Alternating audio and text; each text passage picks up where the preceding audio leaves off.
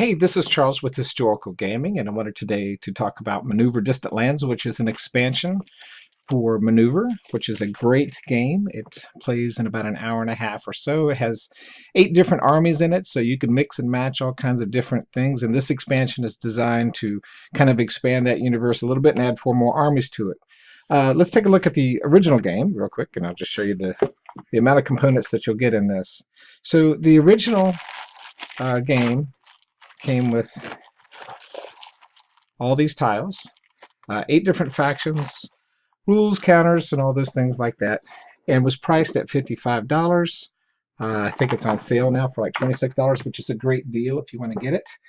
And this expansion comes with 4 armies and is $46. So originally when the game was first planned out, I think they had 8 armies planned for it, and I'm not sure why, but I'm sure it was like due to play testing or something like that. They decided to reduce the number of armies to get out some quality instead of quantity. And I'm kind of surprised at the price. It comes in a Ziploc bag, which I'm not sure if it will fit. I guess it won't fit in here. Yeah, it'll fit. It'll fit in the original box. So it is an expansion. I don't really have to have an extra box. But for the price still, I kind of expected a little more than what I got. So you get 1 sheet of counters, which each army has 8 units as you play in the original game. You've got some new counters here, advance to combat. In each army, you can see the morale factors on each one of things. Nothing standing out too bad as far as being more powerful than the original game, although these Japanese guys do look very strong. And got some victory point markers here, which I think are new. So it looks good so far. So we've got the Japanese, we've got India, we've got the Chinese and Sweden. I think my first thing I would love to play is the Indian faction, just because of Sharp's rifles and Sharp's rifles in India, which was kind of cool. They fought the Mysore infantry and the Mysore artillery and all that stuff like that. So I've looked through the cards here, and I really don't see anything that's overpowered from the original game that would say these cards are way better than the original, which is good because I want something that can mix and match with my original game and not destroy it. Some of the leader values are really, really good. So there's some nice things. So it kind of encourages you to do more maneuvering, because the leaders, to me, are key as far as getting them your units in position to pull out this leader card and do a massive attack. So you'll notice some of these leaders have command radiuses of like 4 and 3, commanding 2. So commanding 2 units to do an attack is pretty amazing in the game. There's some really cool new cards, and there's not many of them, which is good, I think, because you don't want to overpower the other game, but you do want to add that fun of something new here. So the Maharaja is new. You can play with any other leader. That leader gains a command value of 4 and may combine units into an attack other than the one specifically listed on this card. So this is really cool and different, and you get 2 of those cards, which is nice. You'll get rockets. Attack using a bombardment from any unit using a 1d10. Ranges 2 to 2 and 3 if you're on a hill to a non-hill. 1 to 4, no effect. 5 to 8, target must retreat. 9 to 10, target suffers a hit and must retreat. So that's pretty cool. You get 2 of those types of cards. And that's all you get for the special cards, other than the ones you get in the basic game, which are like, skirmish, ambush, force march, regroup. And that's kind of the mix there. So you get 4 regroups. All right, so taking a quick look at the Japanese. I haven't looked into this here yet, but I'm trying to figure out the difference between the Maida Han and the Takagawa. So there are some cards that say for use with the Maida Han or Maida faction, and some that say Takagawa. So as I play, I think this will be more key. Again, you've got the same types of attacks and defensive things like here, but the special cards here, there was something really cool I wanted to show you. The Bonsai Charge, you only get 1 of these. Move any 2 units up to 2 spaces As your movement this turn, you may play a supply card to move an additional unit this turn. You may also do a force march. So this is huge. It sounds like you can move 3 units in a single turn if you have the right cards, which can be crazy. Death with Honor. This one looks cool. Eliminate any 1 unit of yours from anywhere on the board. Inflict 1 hit on every adjacent enemy unit. This counts as your attack for the turn. So you only get 1 of those, and that's awesome, but it's too bad it's only 1, because that would be fun just just to totally.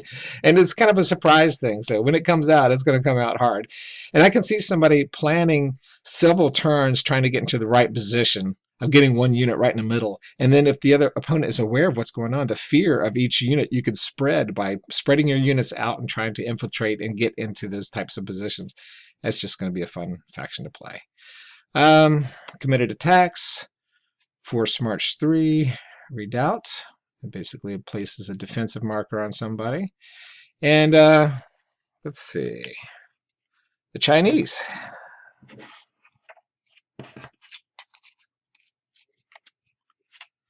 Committed Attack, Redoubt, 2 Redoubt cards. Rockets, same as before.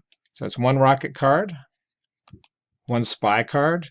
Look at your opponent's hand, playable during any time during your card. So if you're playing against the what was it, the Japanese here, the guy with the big blow up card, yeah, the Chinese. So if you're playing against the Chinese, you would want to play, like, if you see somebody moving in the middle of all this, your units, you would definitely want to use this if you have some type of reaction that you can do. To see if he has that 1 card it seems like he's planning for. Witchcraft. Play this card to re-roll 1 attack, rally, or pursuit. So you can just re-roll one of those. Withdraws, Committed Attacks, another rocket. Force March, same as before. Ambush, supply. So there's a lot of cool things as far as, you know, the new abilities, but again, it doesn't seem overpowered from the original game. And here's some of the command radiuses.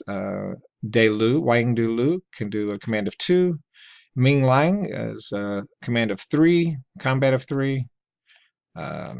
Emperor Jia, command of 4, which is good. Combat is 1, so you don't want to put him into combat. General Delantia, command is 2, combat is 4. And the rest are the standard attack values and stuff like that. And I could show you quickly later on. All right, and so the last one are the Swedes. So we have 2 withdrawal cards, two force march cards, a redoubt card, committed attack, ambush, 2 more skirmish, guerrilla cards, which I think the Americans are famous for, supply cards, and it doesn't seem like they have any special unique faction or card that kind of particular to their faction. Here are some of the leaders. Marshal Kurt von Steeding, command is 2, combat is 3. Johann is command of 4, which is good, a combat of 5. Rallies on a 1 to 4, so he's really good. And again, with the command value, you can get 4 units in place to do an attack and use him as your leader, and you can get all 4 of those units to attack at the same time. So you have to have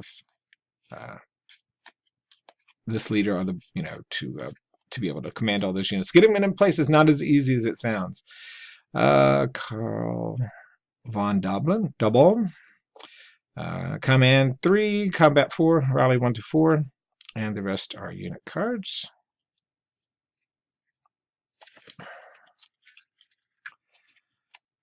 All right, we get some extra dice that came in the expansion. We get this many map cards. Looking through them real quick, I don't see too much different, but I do like the number of mountains on this one. That can make it really interesting for rocket attacks, or just basically, if you have this as a defensive position, it's going to be really tough for somebody to advance on here because the hills are so strong in the game. You've got some wide open spaces on this one. The marsh, that looks kind of new to me. I'm not sure if that's updated artwork, but it's not a new terrain. And then we've got this. So we basically, it looks like everything that you have in the game here can mix and match very easily with the original game. We've got a nice reference card here. Clear, field, hill, lake, marsh, town. So it looks very similar. An assault ambush results table. Combat resolution, important rules, phases, HQ manifest. So this kind of goes over the different command radiuses. Oh, it goes over the different types of cards that each faction has. And man, I can't wait to play that Indians against the British. That's going to be awesome. All right, so here's the counter card. I can't remember if we looked at this before or not. And that's pretty much it. So my one displeasure so far is the price of the expansion is way overpriced for compared to the original game. I think it's going to be worthwhile to me because I really like this game a lot, and I'm excited that it got expanded. Um, and it doesn't seem like this expansion is well, it seems like this expansion is going to mix really well with the original. So it's going to add a lot of variety. Instead of having 8 armies, having 12 armies. Got a few more boards, can add some little variety there. So it's the same, but a little bit different. So I don't mind that so much. I don't want my Maneuver original game to kind of suck and like say, oh, I want to play the Chinese from now on. But it seems like everything has a good mix. And I'm interested to play with the armies and kind of find out what each army's strengths and weaknesses is and how the game designer kind of planned all that out. So thanks for watching. I hope you enjoyed the video. And I'd highly encourage getting this expansion. And hope you enjoy. Take care.